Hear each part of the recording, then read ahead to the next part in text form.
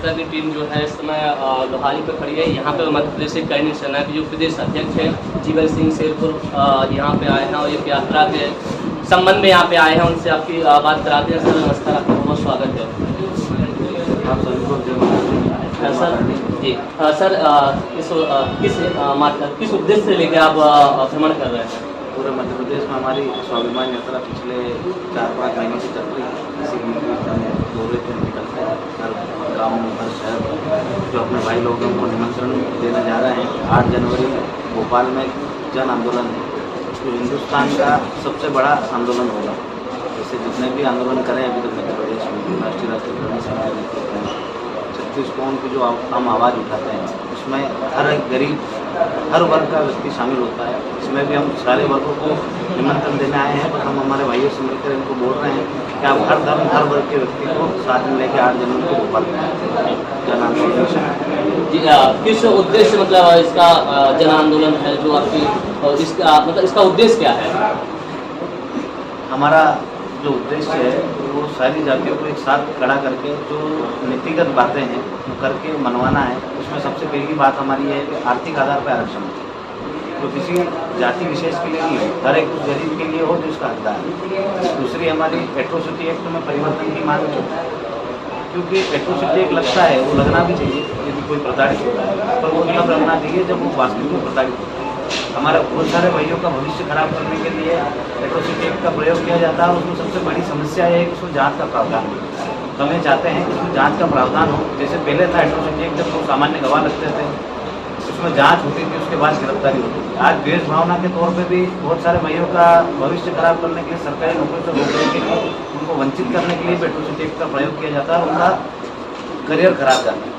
तो कई बार तो इसके संबंध में जो निर्दोष लोग हैं वो भी फंस जाते हैं और हुआ भी है कई जगह ऐसा सुनने में भी आया है कि जिनका कोई दोष नहीं था, जो अपराधी नहीं थे और उनके ऊपर ST एक्ट लगा दिया गया और वो परेशान हो गए हैं। तो इसके लिए भी आप एक आंदोलन कर रहे हैं। अच्छा, एक अभी आपने बोला है कि जो आर्थिक आधार पर आरक्षण होना चाहिए, सुप्रीम कोर्ट का भी फैसला आया था सामान्य वर्ग के लिए 10% आरक्षण जो आर्थिक आधार पर था, इसके बारे में आप क्या कहेंगे? ये तो हमारी जो 3-4 सालों की लड़ाई थी इसके तौर पे हमें 10% आरक्षण मिला था, हमने उसको स्वीकारा भी है। जितना भी मिला है उसको ठीक है। हमारी एक मांग है कि जितना भी आरक्षण है या जो भी आरक्षण की व्यवस्था है जो इस प्रणाली में है उसको संपूर्ण रूप से आर्थिक आधार पर किया जाए ताकि इसमें जातिगत भेदभाव खत्म हो जाए। जो गरीब हो उसको आरक्षण मिले। जैसे कलेक्टर SC का है, ST का है तो उसको आरक्षण की आवश्यकता नहीं है। एक दलित नेता के बेटे को आरक्षण की आवश्यकता नहीं है, जबकि गरीब सामान्य ब्राह्मण परिवार को भी आवश्यकता है, क्षत्रिय समाज को भी आवश्यकता है और ST को भी आवश्यकता है। बराबर होना है, क्योंकि अमीर का बेटा भले वो राजपूत हो, बनिया हो, ब्राह्मण हो या फिर कोई नेता हो ST सब एक जैसे स्कूलों में पढ़ते हैं और गरीब कोई सी भी जाति का हो, भले वो राजपूत हो, ब्राह्मण हो या ST कोई एक तरह के स्कूल है। दोनों को जब शिक्षा एक समान मिलती है तो उनका जो नौकरी लेने जाते हैं तो उनका इंटरव्यू भी एक समान होना चाहिए, परीक्षाएं भी एक समान होना चाहिए और नंबर भी एक समान होना चाहिए। इसलिए हम आर्थिक आधार पर आरक्षण। और अभी इसके आगे आपका और क्या प्रोजन है? कहाँ जाएंगे, दौरा कहाँ किया? पूरे मध्य प्रदेश में दौरे चल रहे हैं। अभी यहाँ से हम छतरपुर भी जाएंगे, वहाँ से सिंगरौली का दौरा है हमारा। इसी उपलक्ष्य में जा रहे हैं और हमारी 21 सूत्री मांगे हैं। कौन कौन सी मांगे? इसमें किसानों की भी मांगे हैं, छात्रों की भी हैं और 21 सूत्री मांगों का फॉर्मेट बनाया। उनको AWS आरक्षण जो उनको मिला है 10%, बहुत सारी विसंगतियाँ हैं, उनको दूर करने के लिए भी अपना मांगे। तो कई समाज के लोग हैं इसका विरोध भी कर रहे हैं, आरक्षण जो मिला है 10%, इसमें भी विरोध आ गए हैं, चुनौती मिलने वाली है आगे जाके जो कोर्ट ने फैसला दिया उस पर भी सुनने आया था।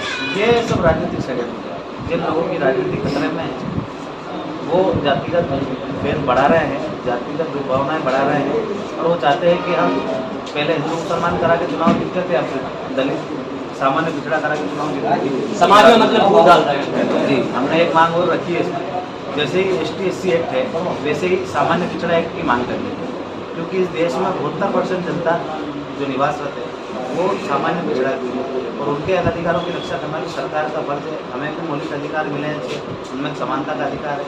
तो हम भी ये मांग करते हैं कि हमको भी सामान्य पिछड़ा एक्ट बना के दिया जाए, जिससे कि सामान्य और पिछड़ा वर्ग के जो लोग हैं वो यहाँ निवासरत है उनके अधिकार अभी हिमाचल प्रदेश में इसके लिए गठन भी आयोग का गठन करने के लिए बोल दिया गया था, लेकिन गठन नहीं हो पाया है। तो अपने यहाँ भी ऐसा कुछ होना चाहिए सामान बनाने के लिए। स्वर्ण आयोग का गठन हमारे यहाँ हुआ है पहले से। हमने पहले मांगे करी, उनमें स्वर्ण आयोग का गठन भी हुआ है।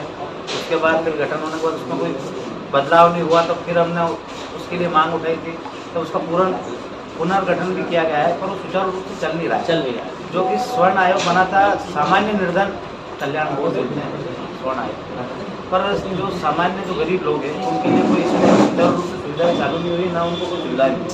तो हमारी इसमें ये मांग भी है कि स्वर्ण आयोग का जो गठन है उसको सुचारू रूप से चलाया जाए और उसमें ऐसे व्यक्तियों को नियुक्ति दी जाए जो इसमें गरीबों के दुख दर्द को समझ सके और उनका क्रियान्वयन कर सके। अभी एमपी में जो है मध्य प्रदेश में चुनाव आने वाले हैं, सबसे बड़ी बात चुनाव बहुत जोर शोर मच रहा है चुनाव के लिए।